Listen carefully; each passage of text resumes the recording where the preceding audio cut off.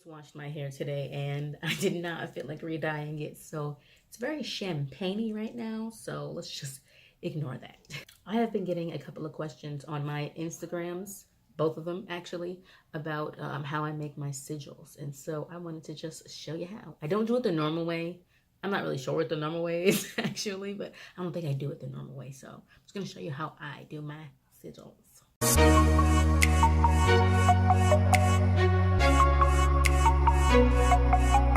So the way that I do my sigils is I use a sigil chart. And of course, not everyone has to use a sigil chart when making sigils.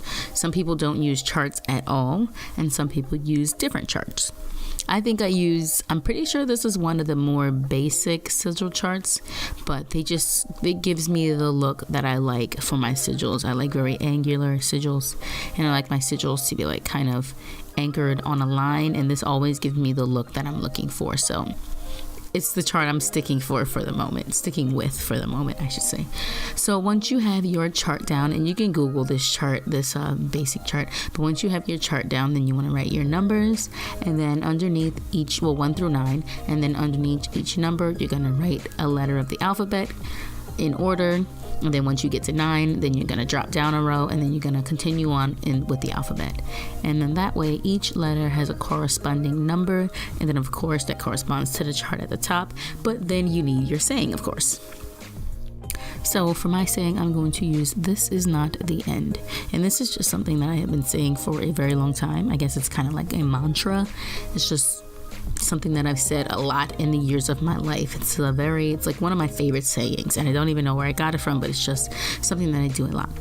So once you get your saying down or your word down, you're going to cross off all the duplicates, or at least that's what I do. I cross off all the duplicates because I don't need that many of one letter in my sigils.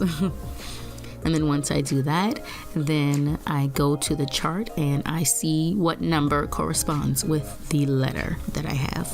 And then I'm just going to do this for each one. I usually start at the end when I cross off my duplicates, but you can start at the beginning and cross off the duplicates in the beginning, and that will obviously give you a different shape. Also, I'm sorry about this stupid autofocus. It does get better, I promise. So I know that there's a letter at the end, the D, that I did leave out, and I left that out because it would just be a dot. Sometimes I use the dots, sometimes I don't. For this one, I was not wanting to use the dot. So basically, I took the 2, 8, 9, and 1, and then I just followed those shapes on my chart. And then for the 5 and the 6, I followed those shapes on my chart as well, or those numbers, I should say, on my chart. And I was left with 2 shapes. And then what I do with these 2 shapes is I just play around with them until I feel like I have one that I like. So I try them out in different ways that I can mishmash them together, different ways that I can put them in different areas, and if I had the dot, I would have put the dot in this one too, but I don't know, for some reason, I guess I just wasn't feeling the dot for this one. I don't know. And by the dot, I do mean the D. So when I have a letter by itself, because you can see this was all on its own, so it had 4 letters. And then the is got cut out because it was duplicate letters. Then I had the N and the O from not. And then the got cut out because that was all duplicates. And then from end, the E and the N got cut out, but then I had a D at the end. And I did not use that in part of this. And as I said before, that's just because it would have been a dot, and sometimes I like the dots in my sigils and sometimes I don't. And for this one, I was not feeling the dot too much. I feel like I'm repeating myself, but I just wanted to get that across. I do know that I left the D at the end. I do see it. I just wasn't feeling like I needed it in there. I feel like, you have the freedom to make those decisions because they're your sigils. You have the freedom to do whatever you want with them. Like for one of mine, the shape I did, even now for this one, the 2891 shape, it's not exactly the way that I redrew it. The 2891 is the line going from the 8 to the 2 is a little more oblong than the line going from the 1 to the 9. But for mine, I just made it a simpler shape and made them the same exact length. So that's what I mean when I say you can play around with the shapes until you get one that you like, but the basic idea and the basic idea behind the shapes is based off of the shapes that come from the numbers. I feel like I'm saying shape too much. So once I had every type of mashup I could think of. I took my favorite two, which happened to be the first two that I did. That doesn't always work out that way, but for me, it happened to be the first two that I did. And then I just looked at them for a couple minutes until I decided which one I liked more.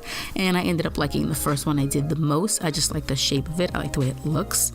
Sometimes it ended up looking a little bit like human bodies or like headless bodies. I don't really like those. I end up choosing something else, but this one I really liked the shape of it. I thought it turned out really cool. I don't know, it kind of looks like a little broom to me. I don't know, I like the shape of it. I thought it had a nice flow, and as I said, I like my sigils to be anchored on a line.